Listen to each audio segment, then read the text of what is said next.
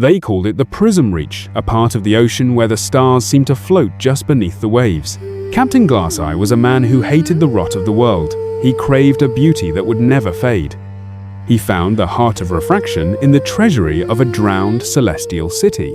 He believed it would turn his fleet into a shimmering, indestructible armada of light.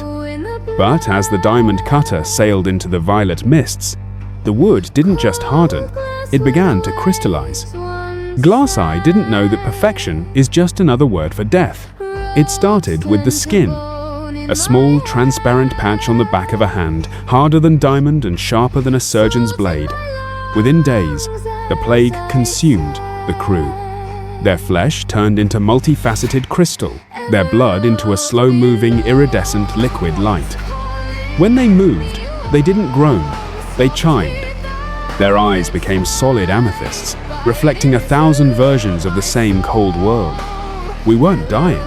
We were becoming eternal, frozen in a state of prismatic agony. The ship was no longer made of oak, but of light-trapping quartz. The transformation was a symphony of breaking glass. Glasseye watched as his masts became giant, jagged prisms, splitting the sunlight into lethal rainbows. When the wind blew, the ship vibrated with a sound that could shatter stone. The iron cannons were encased in layers of translucent crystal, firing spheres of pure, compressed light. We were being unmade by the very brilliance we sought. A violent, cold, and blinding refraction that turned every heartbeat into a flash of violet fire. The ocean didn't splash anymore, it rang like a bell. From the swirling violet abyss rose the Sentinel of Light, a titan of jagged shipwrecks fused together into a single, massive prism of ancient sapphire. It didn't roar. It hummed a high-pitched, crystalline vibration that shattered the very air.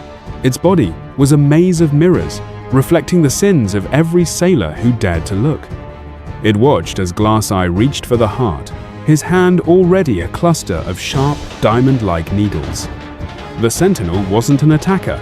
It was a collector of beauty, waiting for us to finally break into 1,000,000 perfect pieces. When a rival fleet tried to board our shimmering deck, they found a nightmare of brilliance. The diamond cutter didn't fire iron or lead. Its cannons, now hollow tubes of translucent quartz, unleashed beams of concentrated, refracted light. I watched as their wooden hulls turned to glowing embers and then into solid glass in seconds. Their men didn't fall. They shattered like mirrors. We were a ghost of a fortress, a blinding flash on the horizon, moving through the violet mist and leaving only stardust in our wake. The ocean around the heart became a graveyard of light. Thousands of vessels from every era lay at the bottom, turned into a single, massive crystalline reef. Glasseye walked across the deck, his footsteps sounding like a chime in a cathedral. He could see through the clear indigo water thousands of skeletons encased in diamond barnacles, their souls trapped in the multifaceted gems that were once their hearts. He realized then that he wasn't the master of a fleet, but the caretaker of a gallery of frozen moments. The sky above the reach was no longer dark.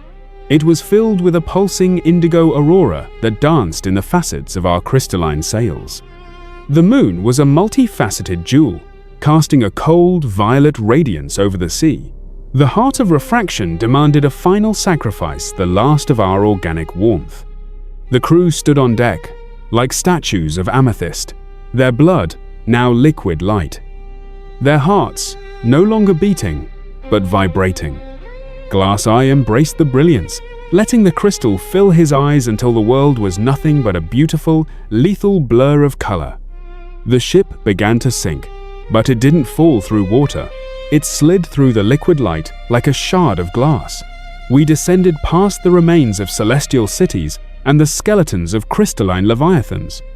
Each fathom was heavier, the pressure of the sea trying to crush our transparent frames into dust. We reached the core of the abyss, a place of pure, white-hot refraction.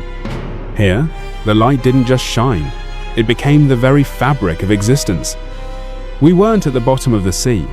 We were inside the world's most beautiful prison. Glasseye sat on a throne of jagged sapphire and broken blades, his eyes twin pools of glowing starlight. He was the sovereign of shards, the king of a realm where everything is eternal and nothing is soft. He could hear the ringing of every crystal and the humming of every beam in the deep.